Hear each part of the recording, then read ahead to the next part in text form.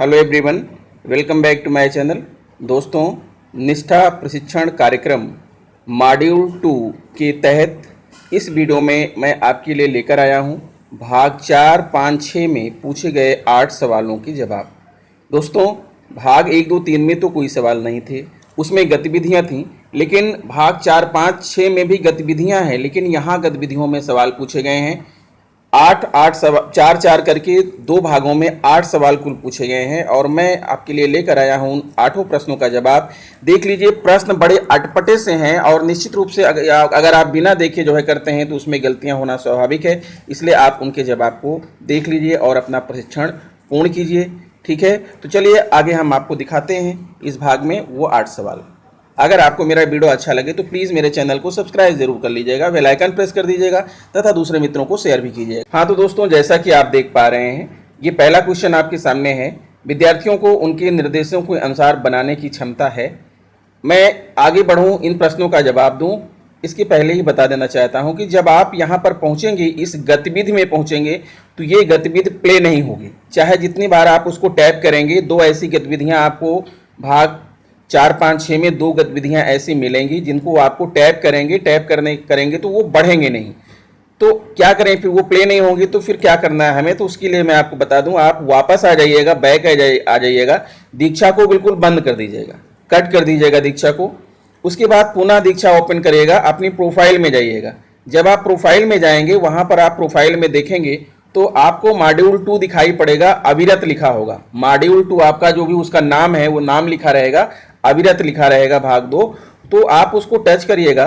Touch करने के बाद फिर पुनः जो है आप जहां तक आगे आप बढ़ चुके हैं, ठीक है, जब आप उसको टच करेंगे तो पुनः आप उसी पोर्शन पर जो है आपको जाना है जहां से जो है आप की गतिविधि जो है प्ले नहीं हो रही थी। अपने आप वहां पर आप पहुंच जाएंगे और उसके बाद फिर आपकी गतिविधि प्ले भी होना शुरू हो जाएगी।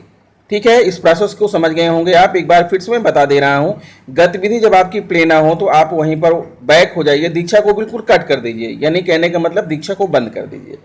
फिर उसके बाद नए तरीके से दीक्षा को खोलिए, अपनी प्रोफाइल में जाइए। प्रोफाइल में जाएंगे तो ये जो मॉड्यूल 2 है, दूसरा भाग जो है, ये अविरत आपको वहां पर दिखाई पड़ेगा, अविरत दिखाई पड़ेगा। इसको वहां पर आप टच करेंगे। टच करने के बाद फिर आपने जितना कंप्लीट किया है वो पूरा शो करेगा और जो इनकम्प्लीट है वो भी शो करेगा। तो आखिरी भाग को जो आपने कंप्लीट किया है उसी को टच करके आगे बढ़िएगा, या हो सकता है कि बिना टच किए ही डायरेक्ट आप वहीं पहुंच जाएंगे जहां से आप कट किए थे जो है। फिर उसके बाद आपकी वो गतिविधि प्ले होना शुरू हो जाएगी। जब प्ले होगी तो आपको ये प्रश्न दिखाई पड़ेंगे। तो विद्यार्थियों को उनके निर्देशों के अनुसार बनाने की क्षमता, हाँ या नहीं, तो इसका जवाब नहीं होगा। ठीक है, मैंने नहीं लगाया है। फिर देखिए आगे आप देख पा रहे हैं, अगला प्रश्न आपके सामने है, स्वयं और दूसरों के विचारों और भावनाओं के प्रति सत्य और ईमानदारी होने की क्षमता, हाँ या नहीं, तो इसका जवाब होगा हाँ। फिर आगे चलते हैं, आगे बढ़ते हैं। विद्यार्थियों के व्यवहार के बारे में मत और विचार, विद्यार्थियों के व्यवहार के बारे में मत और विचार, नहीं या हाँ, तो इसका जवाब होगा नहीं। फिर आगे बढ़िए,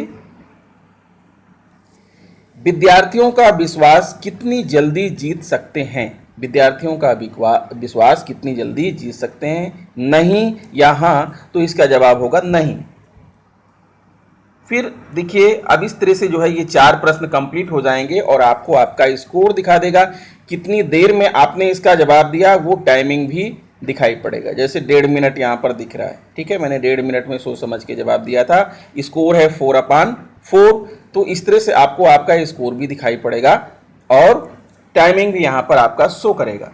आगे बढ़िए और आगे के जो प्रश्न हैं 4, उनको मैं दिखाऊं इसके पहले मैं आपको बताना चाहता हूं कि दोस्तों, जब प्रशिक्षण के बीच में गतिविधि आती है और गतिविधि में जो लिंक खोलने के लिए आपको कहता है, लिंक खोल करके आप प्रतिक्रिया दीजिए या ब्लॉग लिखिए, तो उसके बारे में मैं आपको बताना चाहूँगा कि वो लिंक जो वहाँ पर दी गई है, वो लिंक जो है उसमें वायरस है, इस वजह से उस लिंक को ब्लॉक कर दिया गया है, वो लिंक नहीं खुलेगी।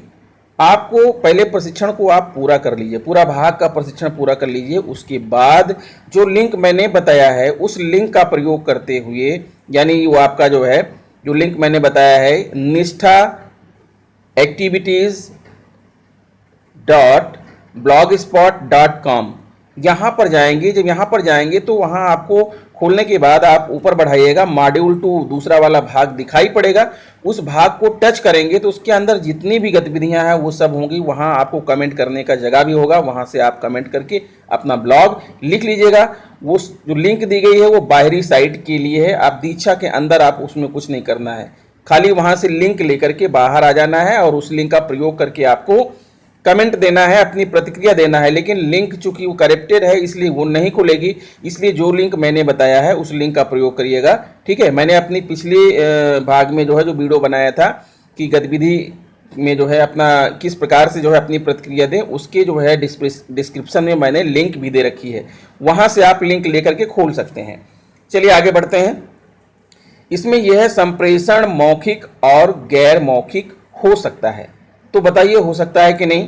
तो मैंने लगाया है हाँ सही है, संप्रेषण मौखिक भी हो सकता है, गैर मौखिक भी हो सकता है, सांकेतिक भी हो सकता है, आंखों के इशारे से भी हो सकता है, ठीक है। तो इसका सही जवाब होगा। फिर अगला प्रश्न है संप्रेषण केवल सुनने और उत्तर देने के बारे में है, तो ये गलत सेंटेंस है, ये गलत कहा जा रहा है। ऐसा नहीं है, सुनना जो है पढ़ना, हाँ, लिखना, सुनना, प्रतिक्रिया देना, इन सभी चीज़ों के बारे में है, तो इसका मतलब है कि ये गलत है। फिर अगला प्रश्न देखिए, डगमगाती आवाज में कुछ कहना संप्रेषण है। तो दोस्तों चाहे आवाज डगमगा रही हो, चाहे आवाज आपकी सधी हुई हो, लेकिन कुछ कहना तो संप्रेषण होता ही है, ठीक है। मुंह से कोई भी बात कहना वो संप्रेषण ही है, भले ही वो सामने वाले को जो है समझ में आए या ना आए। आवाज डगमगा रही है तो क्या हुआ, लेकिन अगर सामने को समझ में आ रहा है क्या बोला जा रहा है तो वो संप्रेषण माना जाएगा। इसका मतलब यह है कि इसका जवाब सही है। फिर अगला जो है प्रश्न है, प्रभावी संप्रेषण निश्चित करने के लिए किसी व्यक्ति को केवल उक्ति पर ध्यान केंद्रित करना होगा।